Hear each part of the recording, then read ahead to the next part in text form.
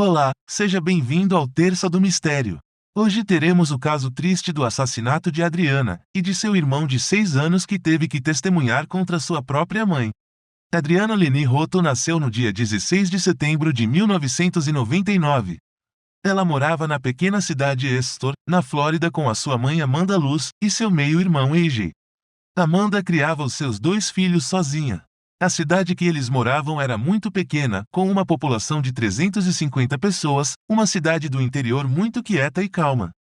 Amanda conta que Adriana era uma criança muito feliz, ela estava sempre sorrindo, ela disse que Adriana parecia muito com ela, falava como ela, agia como ela, parecia até mesmo uma sombra dela, de tão parecidas que as duas eram. Amanda conta também que Adriana gostava muito de chamar a atenção, e na época que esse caso aconteceu ela tinha apenas 7 anos de idade, e o AJ tinha 6 anos. Ele era uma criança um pouco mais calma, mais tranquila, ficava sempre na dele, ele ficava por horas brincando sozinho e era também uma criança bastante feliz. Amanda trabalhava como assistente de enfermagem em uma enfermaria da cidade que eles moravam. No dia 8 de agosto de 2007, ela saiu do trabalho e foi para sua casa. Lá ela resolveu tirar um cochilo rápido enquanto os seus filhos assistiam a um desenho na TV. Nesse dia, Amanda iria sair com as crianças para comprar os materiais escolares necessários. Mas estava fazendo muito calor naquele dia, estava bastante abafado, por isso as crianças queriam muito entrar na piscina para se refrescar. Mas Amanda não permitiu, porque eles iriam sair logo mais para comprar os materiais escolares, mas deixou as crianças brincarem no jardim, enquanto ela arrumava algumas coisas dentro da casa. Depois de alguns minutos, o filho mais novo, AJ, vem até a casa e diz para Amanda que a irmã estava na piscina, mas a Amanda entende que a Adriana estava perto da piscina e não dentro, e então Amanda diz para que AJ, seu filho, peça para que Adriana se afaste da piscina. Pouco tempo depois, Amanda olha para fora e percebe que AJ está muito perto da borda da piscina com a mão dentro da água, como se estivesse tentando puxar algo de dentro. Na mesma hora, Amanda corre para fora para ver o que estava acontecendo, pois ela não conseguia ver Adriana.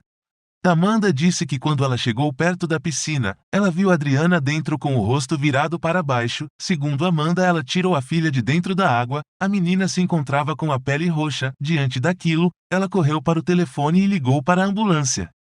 O primeiro a receber o chamado foi o chefe de departamento dos bombeiros, e em poucos minutos eles já se encontravam na casa de Amanda, para socorrer a menina Adriana.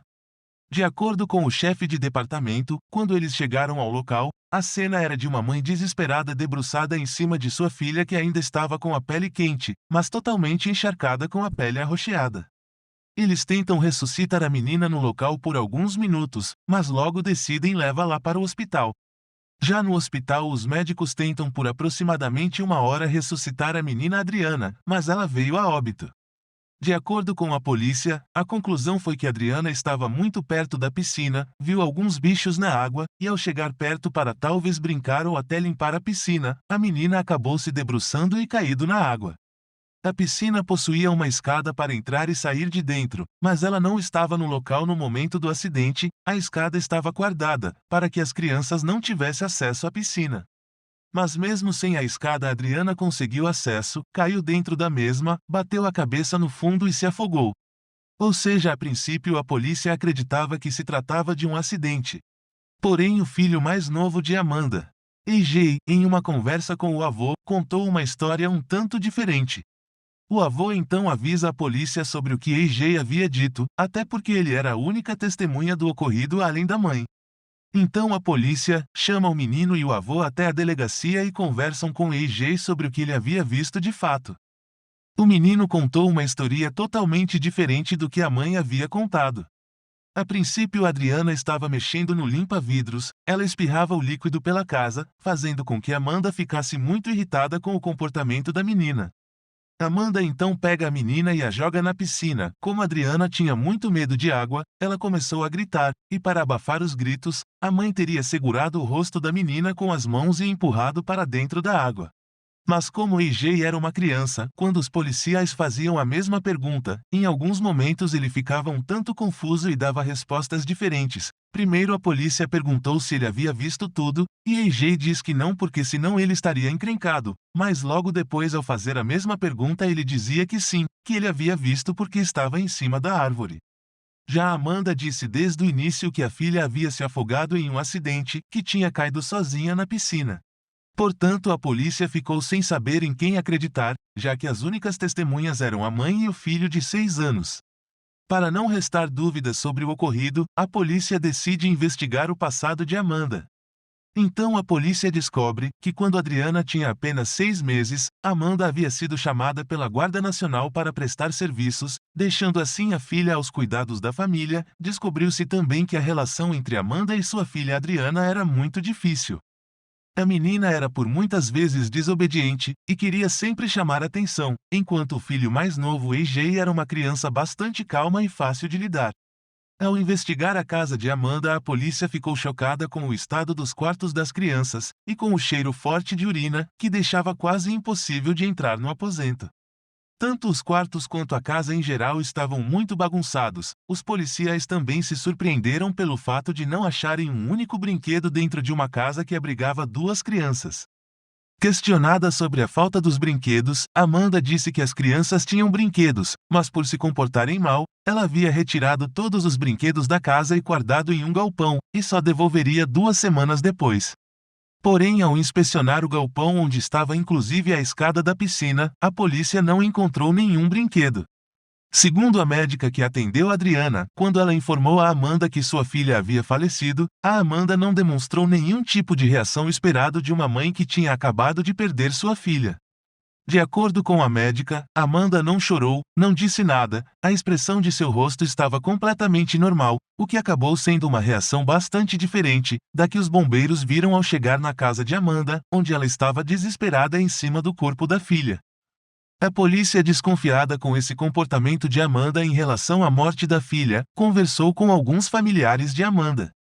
Esses disseram que esse era o jeito de Amanda, que ela era uma mulher um tanto fechada, mas que ela amava muito seus filhos e jamais os machucaria. Ainda achando o comportamento de Amanda estranho, a polícia resolve fazer um teste de polígrafo em Amanda. Ela então passa no teste, mas mesmo assim a polícia resolve continuar investigando. A polícia então resolve chamar um especialista para conversar com o menino AJ. Essa pessoa assiste ao primeiro vídeo em que eles conversam com o menino e vê vários erros. De acordo com o especialista, os policiais não eram treinados para interrogar uma criança, que a forma como as perguntas foram feitas foi errada, e que eles não souberam fazer as perguntas certas. O especialista então vai conversar com o menino, e ele conta a mesma história que ele havia dito aos policiais. Que ele viu a mãe afogar a irmã. A única coisa que mudava na história era o local de onde ele tinha visto o acontecido. Por várias vezes ele se confundia, uma hora ele estava dentro de casa, na outra ele estava na árvore, e em outras vezes ele dizia que não se lembrava. A polícia então começa a achar que a criança poderia ter sido induzida a contar a história por alguma pessoa e começam a investigar. A primeira pessoa que vem à mente foi de fato o avô de AJ, que foi quem ligou para a polícia. O homem não era avô biológico de AJ, na verdade ele era casado com a mãe de Amanda, ele era padrasto de Amanda, seu nome era Charles Barnes. Ele chegou cerca de 30 minutos depois do ocorrido, e ele chegou a ficar 15 minutos sozinho com AJ naquela ocasião. Questionado pela polícia o que ele teria conversado com o menino durante aqueles 15 minutos, Charles disse que perguntou ao menino o que havia acontecido, e disse que ele deveria sempre contar a verdade. Então AJ diz que viu a mãe afogar a irmã na piscina. A relação de Charles com Amanda não era das melhores. Charles não gostava muito de Amanda, ele achava que ela era uma péssima mãe, que ela não cuidava bem das crianças, e os deixavam passar fome por horas. Ela era muito abusiva na forma de educar as crianças, principalmente em relação a Adriana. Agora a polícia tinha os 2 lados para investigar, pois o fato de Charles não gostar de Amanda poderia ter feito com que ele induzisse AJ a contar que a mãe tinha afogado a irmã. Mas por outro lado, Charles dizia que Amanda era uma péssima mãe, o que também poderia ser um motivo para Amanda ter de fato matado a filha. Dessa forma, a polícia não sabia em quem acreditar, e se haveria algo concreto para acusar Amanda.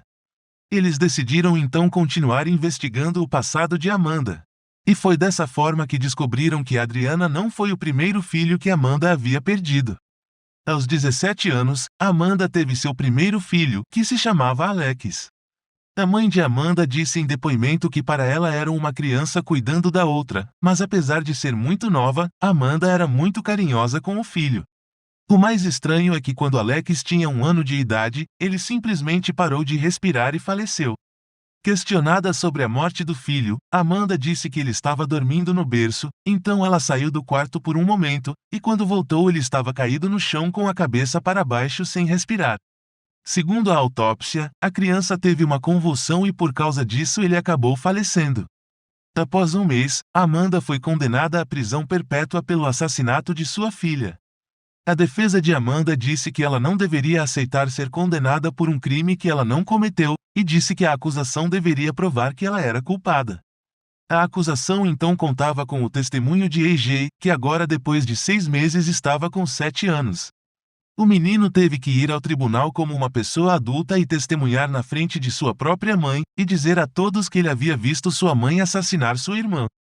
O menino levou um desenho mostrando o que ele havia visto, e no testemunho ele apontava para o desenho e dizia: "Essa é minha mãe, esse aqui sou eu, essa é minha irmã."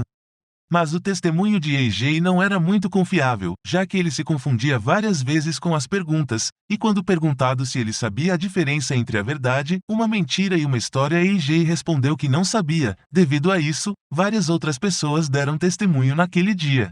E uma delas foi a mãe de Amanda. Durante o testemunho ela disse que Adriana morria de medo da água, então imaginar que Adriana iria sozinha para perto da piscina e mexer na água seria algo um tanto estranho.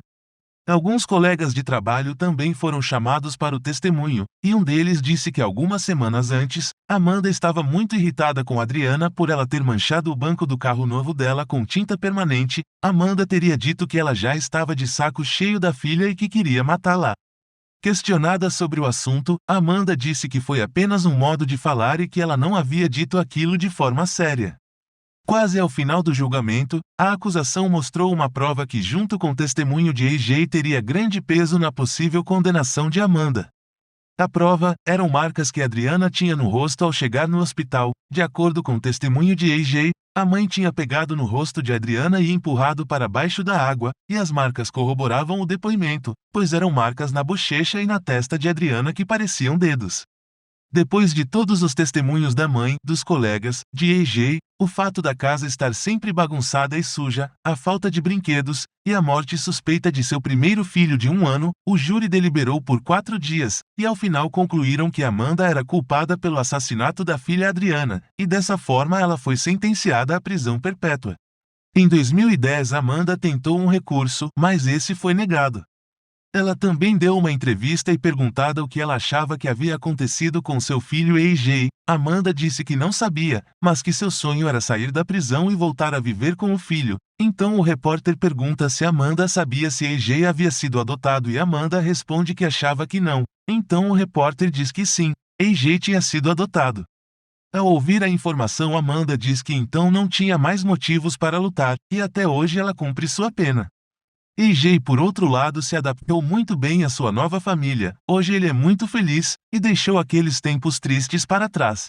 Obrigado por ficar até o final. Conta aí nos comentários o que você achou desse caso tão polêmico. Por favor, não esqueça de deixar o seu curtir. Inscreva-se no canal e o ajude a crescer. Até mais!